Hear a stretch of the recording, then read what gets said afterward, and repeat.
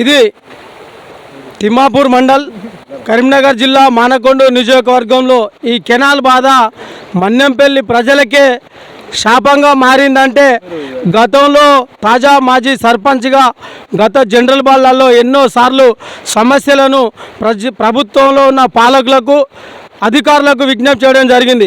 ఇక్కడ మూడోసారి కెనాల్ దిగడం జరిగింది.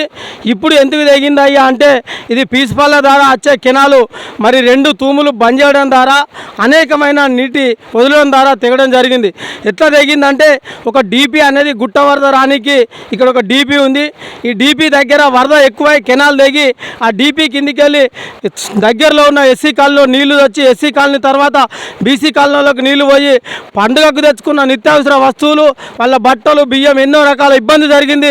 దీని మీద ప్రభుత్వం వెంటనే గత 10 సార్లు మరి ఎన్నో ప్రజలకు నిత్యావసర వస్తువులకు జరిగిన నష్టపరిహారం ఇస్తామని చెప్పి కూడా ఇవ్వడం లేదు. ఇప్పుడన్నా ఈ పండుగ సందర్భంలో మన్యం ప్రజలు సంతోషంగా ఉండే పరిస్థితిలో మళ్ళీ కెనాల్ దిగి ఇబ్బందులకు గురి అవడం చాలా బాధాకరం. ఈ కొట్టుకుపోయిన ఇండ్ల వాళ్ళందరికీ మరి ఇందిరమ్మ ఇండ్లు ఇవ్వాలని, అదే రకంగా గతంలో 10 సార్లు నష్టం జరిగింది కాబట్టి ఇది దీంతో పాటు 4వసారి తీవ్ర నష్టం జరుగుతుంది.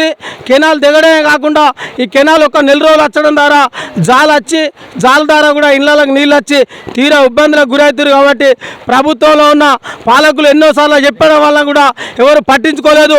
అధికారుల నిర్లక్ష్యంతో జరుగుతుంది. కాబట్టి దీనికి సంబంధించిన అధికారులకు తగిన చర్యలు చేపడుతూ వెంటనే సంబంధించిన బడ్జెట్ రూపకల్పన చేస్తూ దీనికి సీసీ వేసి నీళ్ళు వదలాలి తప్ప సీసీ అయ్యింది నీళ్ళు వదిలితే రైతులకు లాభం కావచ్చు, కానీ ఇటు దిక్కున్న ఇండ్లలో మరి ప్రజలకు నష్టం జరుగుతుంది. కాబట్టి ప్రభుత్వం వెంటనే మేల్కొని అధికారుల మీద తగిన చర్య తీసుకొని మరి మన్నెంపల్లి ప్రజలను ఆదుకోవాల్సిందిగా విజ్ఞప్తి.